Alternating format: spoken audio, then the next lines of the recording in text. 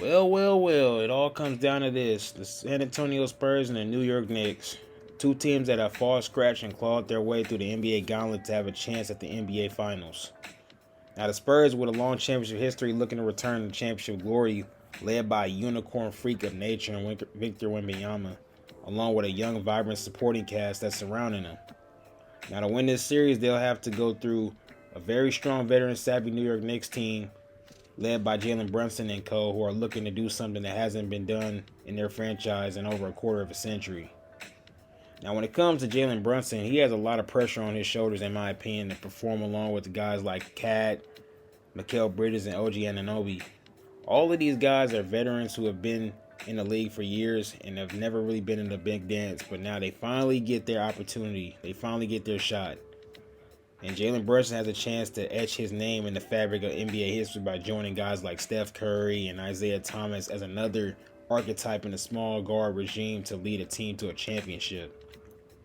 Now, as far as the San Antonio Spurs is concerned and how it goes, Victor Wembanyama, he's another guy with a lot on the line in terms of his legacy. He has a chance to kickstart his name into potential all-time greatness trajectory with a great performance in these upcoming NBA Finals games. Both teams have X factors to me in this series. In my opinion, I think the Spurs X factor will be their backcourt defensively. Guys like De'Aaron Fox and Stephen Castle. Now, I think the biggest thing is going to be them in terms of how do they slow down Jalen Brunson and the New York Knicks pick and roll assault. I expect them to throw different bodies at Jalen Brunson in this game in general, but the question is, will it be enough? Will they be able to find a remedy to stop them in the half-court system? I truly believe the Knicks got, in terms of their side of the coin, in my opinion, Karl Anthony Towns. He needs to step up and have a great series, especially considering his matchup.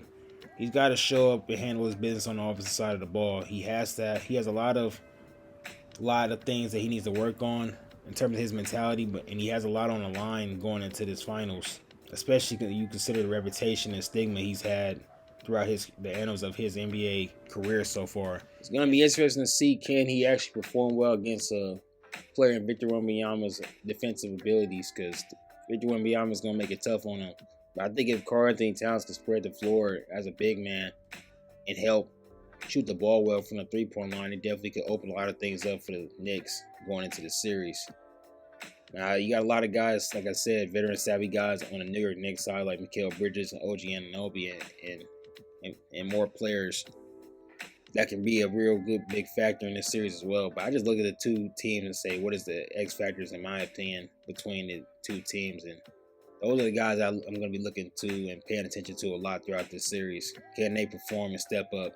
Can the Spurs backcourt defensively come up with a game plan along with the coach, come up with a game plan that can stifle Jalen Brunson and make it tough on him in terms of orchestrating his pick and roll offense?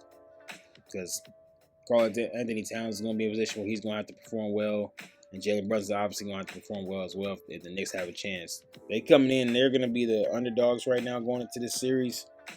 The Spurs are slight favorites, so it wouldn't shock me one bit if game one the Spurs come out and put it on the Knicks, but who knows? We'll see what happens. I can't wait to see this series. Like I said, there's a lot of guys on both sides that have a lot of, I wouldn't say legacy-altering games or reputations right now, but they're definitely guys where this may be the only shot.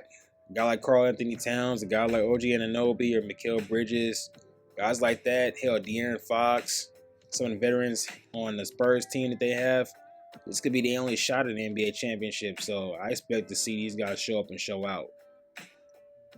If I had to give my prediction in terms of how the series goes, I'm going to pick the Spurs to win this series. I think defensively they're going to be too much for the Knicks, but I could be wrong.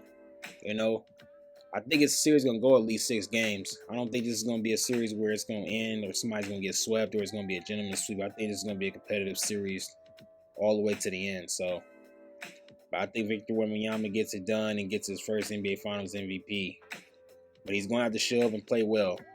Can't have games like a few of the games he had against the Thunder where he didn't show up rebounding the basketball and kind of had off nights. He's going to have to show up every game and perform well because they're going to need it. But that's all I got for this. I'm just giving my small little opening thoughts into how this series may play out, or giving my opinion what I think is going to happen.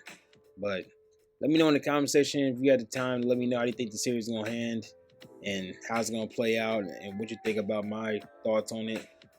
But other than that, you guys take it easy. I can't wait for this series to play out and start. I'll be here for game 1 with the highlights. You guys take it easy. Have a good night. And as I always say at the end of my videos, until we meet again,